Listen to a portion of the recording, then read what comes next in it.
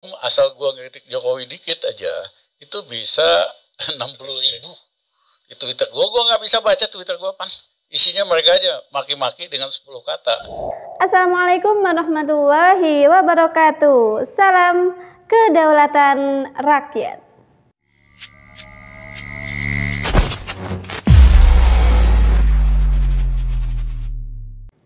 Ya, sahabat semuanya, apa yang sahabat pikirkan ketika mendengar kata Ali Muchtar Ngabalin atau Ngabalin?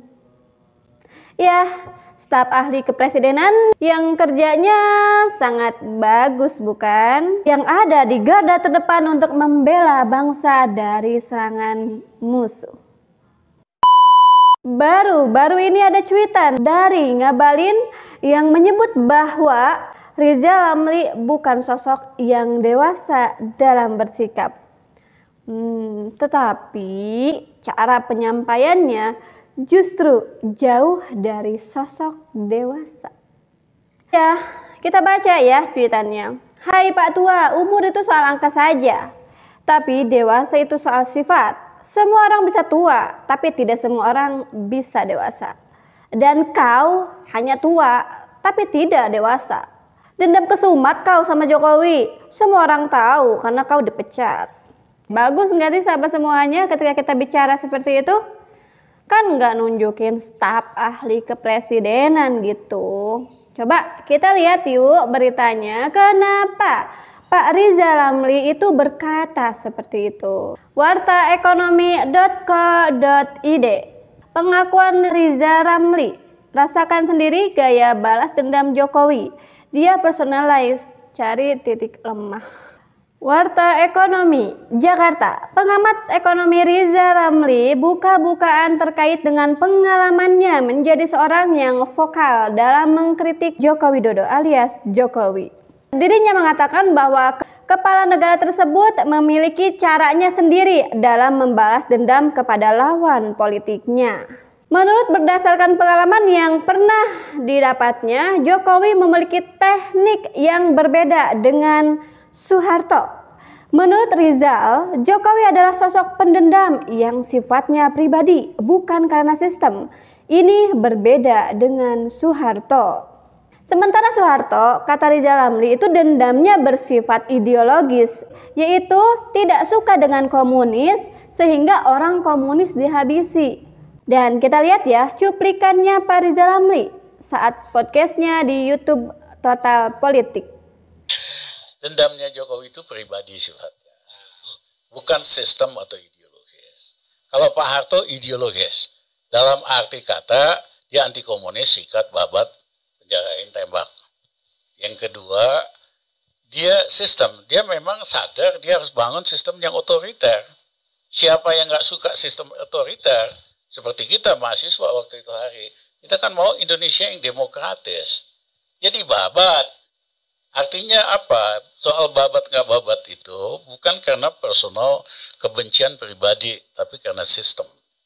Nah kalau kawan kita Pan, ya Mas Jokowi itu semua nih personalize, ya kayak misalnya sama gua lah, cari titik lemah kita kan dia bingung, ya kerahkan buzzer influencer, timpa RR, Pan satu malam asal gua ngeritik Jokowi dikit aja itu bisa 60.000 di Twitter gua nggak bisa baca Twitter gua, Pan. Isinya mereka aja maki-maki dengan 10 kata, iri, pecatan, apalah segala macam. Iya, sahabat semuanya. Apa salahnya ya? Indonesia kan negara demokrasi gitu.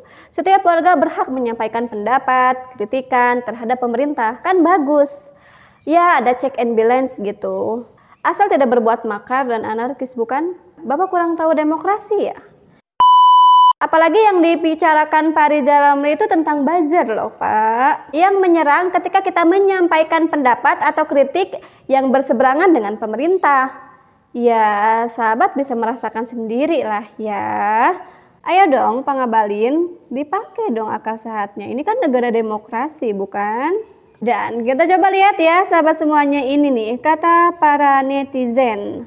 Yang terhormat Bapak Ngabalin, Bapak yang sudah merasa dewasa, tolonglah kalau posting di Twitter matiin tuh fitur komen biar nggak ada yang bisa komen gitu. Biar Anda dan Twitter yang menikmati postingan itu. Kalau udah kayak gini, malunya sampai ubun-ubun Pak, kecuali kalau ente nggak punya malu.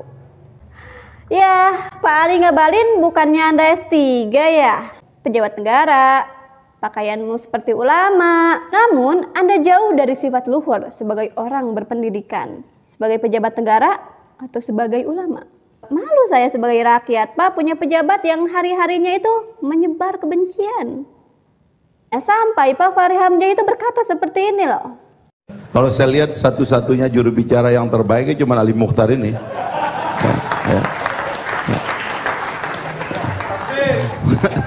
Untung ada Ali Mukhtar, Pak Jokowi agak tertolong. Jadi kalau ada orang jujur kayak Ali di sana lebih bagus lah, ya kan? Biar yang bohong-bohongnya ini bisa ditutupi gitu. Kan Ali malu sama sorbannya itu kan kalau macam-macam. Wah, selamat ya Pak, satu-satunya gelar juru bicara yang paling terbaik. Kan malu ya Pak sama sorbannya kalau macam-macam. Apa Anda tidak mau memilih Jokowi? Apa urusannya dengan Jokowi bagi saya? Nggak ada penting? Tidak penting? Tidak penting. Karena memilih itu adalah persoalan rasa. Orang memilih Presiden Indonesia ini bukan memilih satu di kota atau kabupaten. Enggak, Najwa. Republik Indonesia terlalu luas. Enggak bisa, mesti orang kuat. Orang yang disegani. Baru benar. Dan itu Anda lihat tidak ada di Jokowi? Ada di Prabowo Subianto. Tuh kan, Pak Ngabalin ada-ada aja gitu ya. Tanyanya Bang, kenapa sih doyan banget loncat sana, loncat sini, dulu bela sana, sekarang bela sini. Apakah di politik itu memang harus begitu Bang Ali? Sepanjang untuk kepentingan bangsa dan negara, untuk kepentingan kebersamaan, untuk kepentingan toleransi, untuk kepentingan warga negara Indonesia, nyawa kita pertaruhkan untuk Republik ini. Oke, sepertinya mereka tidak percaya, Pak. Astagfirullahaladzim. Mungkinkah untuk kepentingan toleransi? Untuk kepentingan warga Indonesia? Atau untuk kepentingan pribadi, Pak? Perlu sahabat ketahui bahwa munafik adalah sifat yang selalu berkata tidak sesuai dengan kenyataannya. Rasulullah SAW bersabda, tanda-tanda orang munafik itu ada 3, sahabat semuanya. Yang pertama, jika berbicara ia berbohong. Yang kedua, jika berjanji ia mengingkari.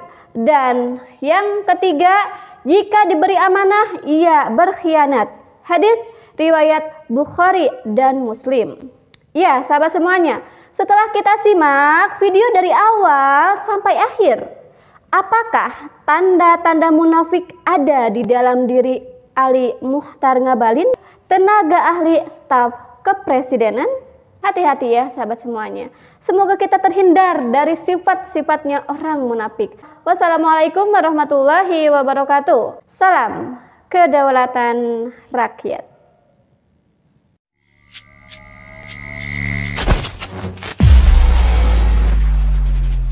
Alhamdulillahirrabbilalamin. Saat ini banyak sekali sahabat-sahabat dari Saiful Zaman Channel yang menjadi patron dari kegiatan ini, yang mendukung, yang mensupport dengan berbagai cara. Luar biasa, via WhatsApp, via grup, via media sosial lainnya. Bahkan tidak sedikit yang kemudian mendonasikan uangnya untuk perjuangan kami di medan dakwah ini. Ya jelas hal ini sangat membantu keberlangsungan channel ini karena kebutuhan pun kemudian bertambah. Tidak bisa lagi ini dikerjakan oleh 1-2 orang. Kita harus merekrut lebih banyak orang. Dan itu jelas membutuhkan dana yang tidak kecil. Nah, oleh karena itu buat sahabat-sahabat semua yang terus mendukung kami, doakan juga kami untuk mampu istiqomah, untuk mampu terus menyuarakan dan menggemakan suara hati rakyat. Dan seperti biasa, bagi yang ingin membersamai kami dengan membantu operasional channel ini, sahabat bisa mendonasikannya ke nomor rekening yang ada di bawah sini. Dan silakan untuk mengkonfirmasikannya ke nomor yang ada di sini.